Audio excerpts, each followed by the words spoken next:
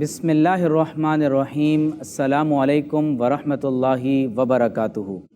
سب تعریفیں اللہ تبارک و تعالیٰ کے لیے اور بے شمار درود و سلام سید المرسلین خاتم النبیین محمد الرسول اللہ صلی اللہ علیہ وآلہ وسلم پر۔ آج ہم بات کر رہے ہیں قرآن اور پاکستان کے عنوان پر۔ قرآن اور پاکستان کا ایک بہت گہرا تعلق ہے۔ اس کی سب سے بڑی وجہ یہ ہے کہ اللہ تبارک و تعالیٰ نے اپنا آخری کلام قرآن مجید رمضان المبارک کی ان بابرکت ساعتوں میں نازل فرمایا جنہیں شب قدر کہا جاتا ہے۔ قرآن مجید میں اللہ تبارک و تعالیٰ نے فرمایا اِنَّا أَنزَلْنَاهُ فِي لَيْلَةِ الْقَدْرِ وَمَا أَدْرَاكَ مَا لَيْلَةُ الْقَدْرِ لَيْلَةُ الْقَدْرِ خَيْرٌ مِّنْ أَلْفِ شَهْرٍ تنزل الملائکۃ والروح فیہا بإذن ربہم من کل امر سلام ہی حتی مطلع الفجر۔ شب قدر وہ مبارک رات ہے جس میں اللہ تبارک و تعالی نے قرآن مجید کو نازل فرمایا، اور قرآن مجید کو 27 رمضان المبارک کی شب قدر میں ان مبارک لمحات میں نازل کیا گیا جنہیں اللہ تبارک و تعالی نے 1000 مہینوں سے بہتر قرار دیا ہے۔ آپ توجہ کیجئے کہ جب پاکستان بنا تو یہ وہی مقدس تاریخ ہے، وہی مقدس ساعتیں ہیں کہ جن میں اللہ تبارک و تعالی نے رمضان کے آخری عشرے میں قرآن مجید کے نزول کی وجہ سے بابرکت بنا دیا ہے۔ اللہ تبارک و تعالی نے جب قرآن مجید ان بابرکت ساعتوں میں نازل فرمایا کہ جب اللہ تبارک و تعالیٰ کے فرشتے اللہ کا امر لے کر آسمان سے زمین کی طرف نزول فرما رہے ہیں، تو ان امور میں سے ایک امر یہ بھی ہے کہ اللہ تبارک و تعالیٰ نے فرمایا کہ ان لوگوں کو پاکستان تحفہ خداوندی کی صورت میں عطا کر دیا جائے۔ پاکستان اللہ تبارک و تعالیٰ کی ایک عظیم نعمت، اللہ تبارک و تعالیٰ کے رازوں میں سے ایک عظیم راز اور اللہ تبارک و تعالیٰ کا تحفہ ہے جو پروردگار عالم نے اس مملکت خداداد کی صورت میں ہمیں عطا فرمایا ہے۔ قائد اعظم محمد علی جناح رحمۃ اللہ علیہ نے اپنی ایک تقریر میں یہ خود ارشاد فرمایا کہ if we take our inspiration and guidance from the Holy Quran, I once again say the final victory will be ours۔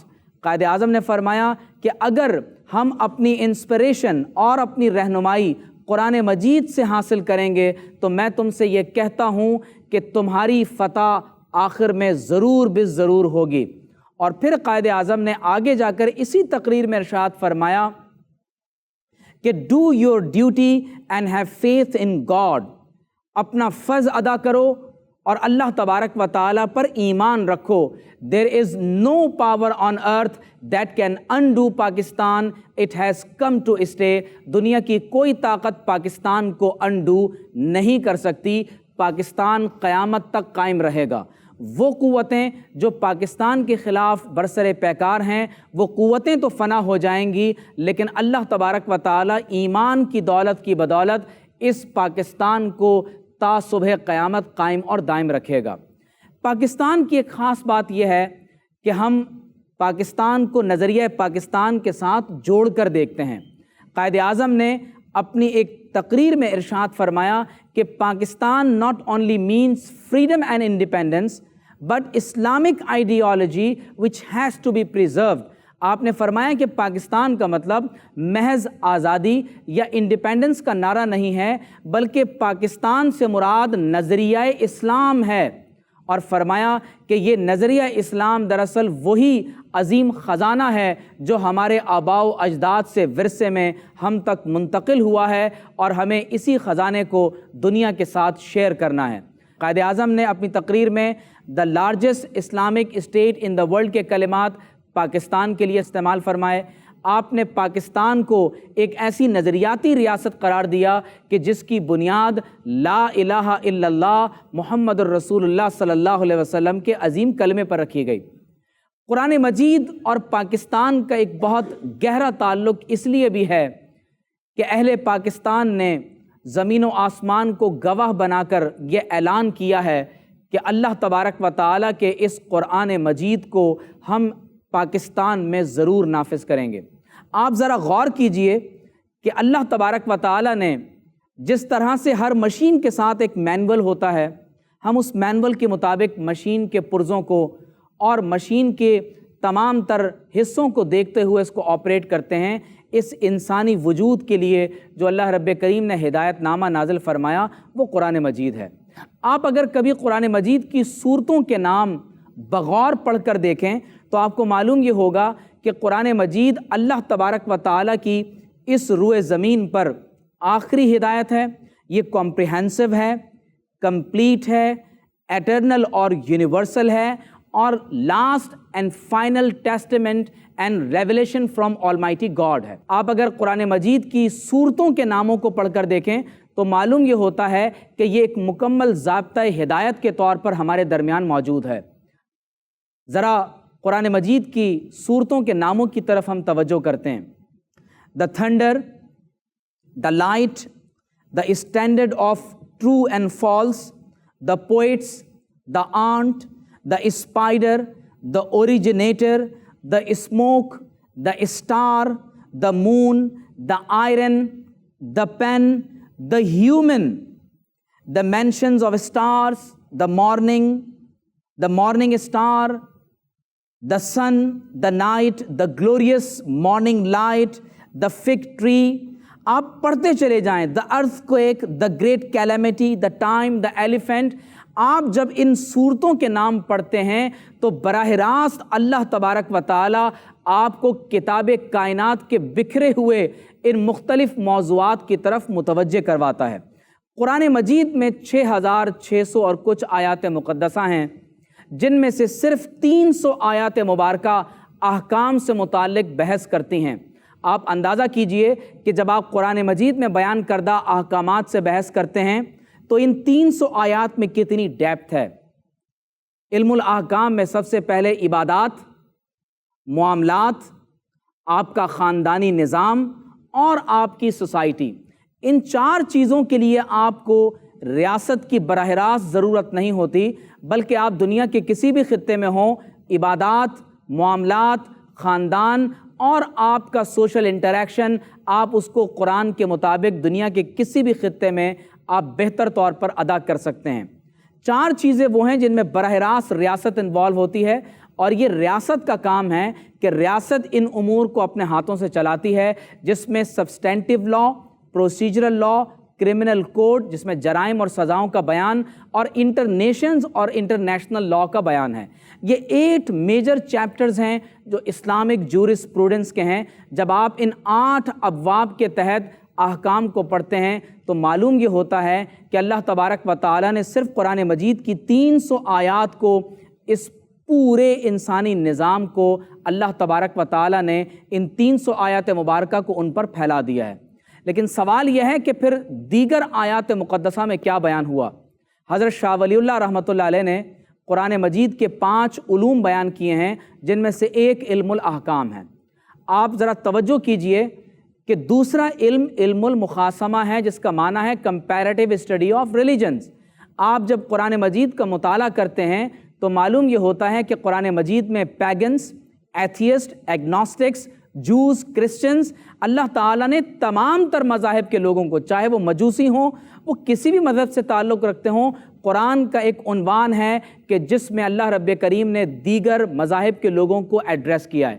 آج دنیا میں انٹرفیتھ ہارمنی، انٹرفیتھ ڈائلاگ اور comparative study of religions theology کے نام پر دنیا کے تقریباً تمام ہی بڑی یونیورسٹیز میں ڈپارٹمنٹس قائم ہوئے ہیں جو ان ڈسپلنس پر کام کر رہے ہیں۔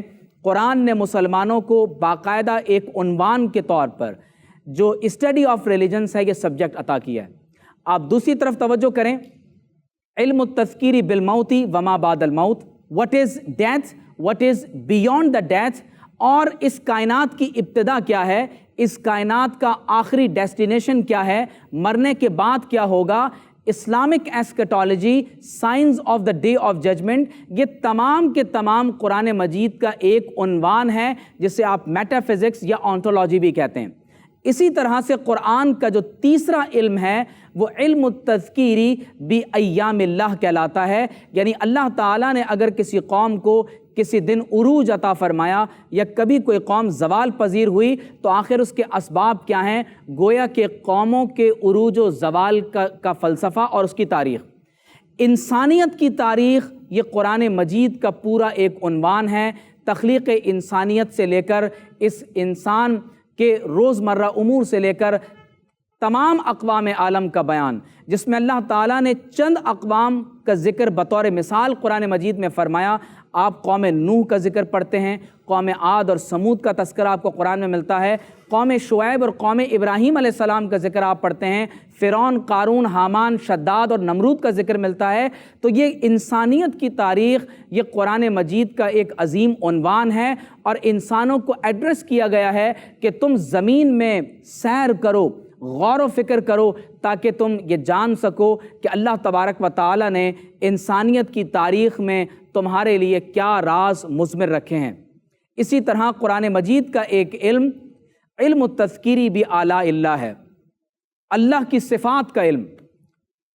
قرآن مجید میں سورہ رحمان میں بار بار کہا گیا فَبِأَيِّ آلَاءِ رَبِّكُمَا تُكَذِّبَانِ، تم اپنے رب کی کون کون سی نعمتوں کا، تم اپنے رب کی کون کون سی صفات کا انکار کرو گے، اور ایڈریس جن و انس کو کیا جا رہا ہے۔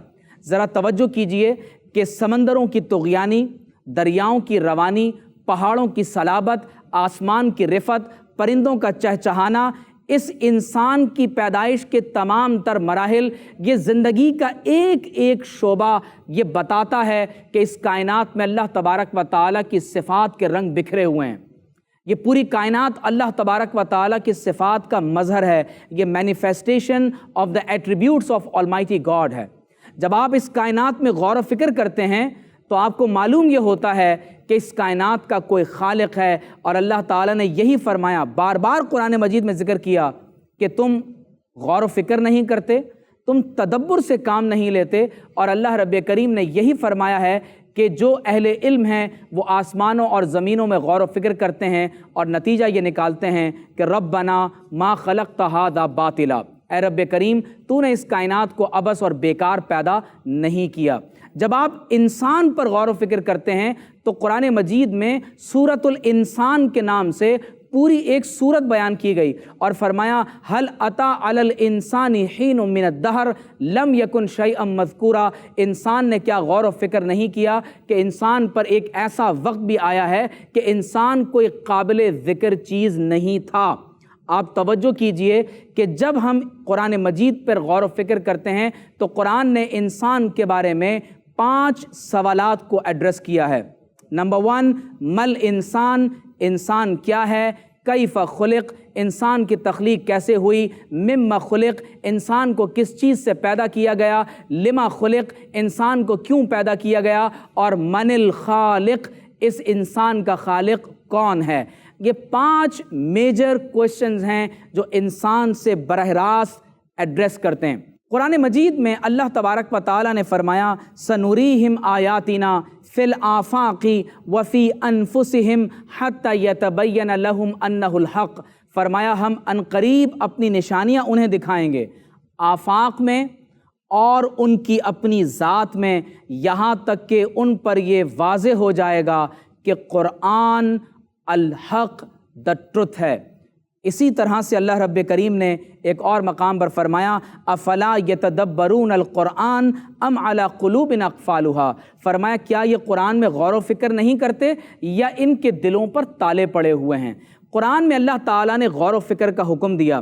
اگر اس اعتبار سے ہم پاکستان کے اوپر غور و فکر کریں تو یاد رکھ لیں کہ جیسے کہ میں نے کہا کہ قرآن کی تعلیمات، قرآن کا حکم کمپریہنسو ہے، کمپلیٹ ہے، ہمارے لیے یونیورسل اور ایٹرنل ہے اور دا لاسٹ ہے، لہٰذا ہمیں پاکستان کے ہر مسئلے کا حل ہمیں قرآن مجید کی روشنی میں تلاش کرنا چاہیے۔ اور بہت خوبصورت بات یہ ہے کہ پیغام پاکستان کی صورت میں جو نیشنل نیریٹو اس وقت پاکستان میں ہمارے سامنے موجود ہے، اگر آپ پاکستان کے آئین کا مطالعہ کریں تو ہمارے کانسٹیٹیوشن میں لکھا ہوا ہے کہ sovereignty over the entire universe belongs to Almighty Allah alone. اس پاکستان ہی نہیں بلکہ کل کائنات میں اگر آپ کو اقتدار اعلیٰ نظر آتا ہے تو وہ پروردگار عالم کا ہے. صرف پاکستان ہی نہیں، پوری کائنات کا مطلب، اس کائنات کے ذرے ذرے کا مطلب لا الہ الا اللہ محمد الرسول اللہ صلی اللہ تعالی علیہ وآلہ وسلم ہے. لہٰذا اگر ہم پاکستان اور اسلام کے تعلق کو جوڑ کر دیکھیں گے تو ہمارے لیے قابل توجہ بات یہ ہے کہ یہ پاکستان کیونکہ اسلام کے نام پر بنا ہے، لہٰذا ہم اپنے مسائل کا حل اللہ تبارک و تعالیٰ کی کتاب میں ہی تلاش کریں. ہمارے آئین میں لکھا ہوا ہے کہ Islam shall be the state religion of Pakistan. Pakistan کا ریاستی مذہب اسلام ہے، اور ہمارے پریمبل میں ہم نے اس کا اعتراف کیا ہے کہ قرآن و سنت کے خلاف پاکستان میں ہم کسی قسم کی قانون سازی نہیں کریں گے، اور ہم اپنے دین کے مطابق، قرآن و سنت کے مطابق ہم پاکستان کے اندر عملاً اس کا نفاذ کریں گے. قرآن مجید میں اللہ نے فرمایا کہ اگر یہ لوگ تورات اور انجیل کا نفاذ کر دیتے تو فرمایا کہ ہم ان کو آسمان سے اور ان کے قدموں کے نیچے سے رزق عطا فرماتے. آج میں یہ سمجھتا ہوں کہ رمضان المبارک میں جو نزول قرآن کا مہینہ ہے اور 27ویں شب کو جو قرآن مجید کا نزول ہو رہا ہے، پاکستان وجود میں آ رہا ہے. تمام اہل پاکستان کے لیے یہ پیغام ہے کہ تم شب قدر میں عطا کی جانے والی اس نعمت کی قدر کرو، یہاں قرآن اور سنت کو نافذ کرو. ریاست مدینہ منورہ کے پیش نظر پاکستان کے خد و خال کو متعین کرو. ہم ان 7 دہائیوں سے زیادہ وقت میں اپنے لیے مختلف تجربات کر چکے ہیں. آج ضرورت اس امر کی ہے کہ ہم اللہ تعالیٰ سے کیا ہوا وعدہ پورا کریں، اور میں پیغام کی صورت میں یہی بات کہوں گا کہ تعالوا الی ما انزل اللہ و الی الرسول. پاکستان کا مسئلہ یہ ہے کہ ہم اپنے آپ کو ہر طرح کی فرقہ واریت سے بچائیں، اپنی صفوں میں اتحاد پیدا کریں، پیار محبت امن کی بات کریں، اور come back to Quran and come back to Muhammad صلی اللہ تعالی علیہ وآلہ وسلم. وآخر دعوانا ان الحمد للہ رب العالمین.